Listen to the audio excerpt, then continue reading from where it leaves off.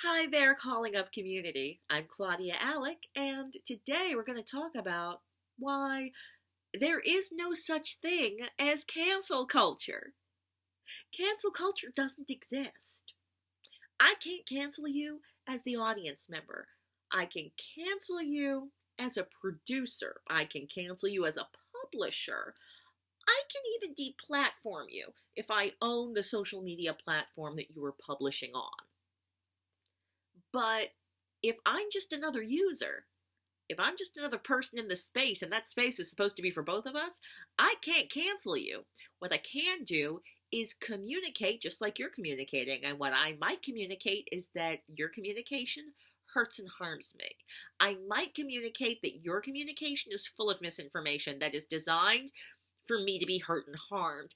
I might communicate that the things that you're saying are not true. I might communicate that the things that you're saying are racist, are sexist. I might communicate a lot of those things.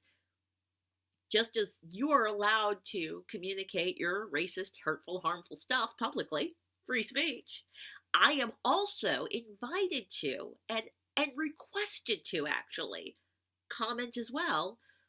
This is how we create culture. The culture of the online platform is created by the users having different behavioral standards and either enforcing behavioral standards or not enforcing them. Same goes for in the real world. Yes, there are laws and ways that we have to behave that are prescribed by the state, but then there's another level of behavior that we do that we learn from other people what is acceptable in our society and what's not acceptable in our society. So ultimately, are you talking about being canceled from culture? Because I'll tell you what real cancel culture is. In high school, I grew up in Montana, Missoula, Montana, and in high school, if you were part of the queer community, it was very dangerous to come out. If you came out, well, sometimes it meant that you would be disowned by your family. Talk about cancel culture. Sometimes it would mean that you would be harassed, snubbed, physically harmed, to an extent of wanting to quit school. Sometimes to a certain extent wanting to quit life. There's some folks who did. There are people who aren't alive today because they behaved in ways that were outside of the acceptable behavioral standards, and then they were hurt and harmed to death.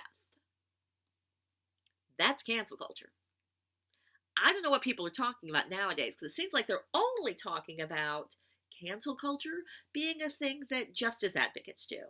And I'm like, I feel like I've been growing up my entire life witnessing and experiencing the canceling that is done by anti-justice advocates.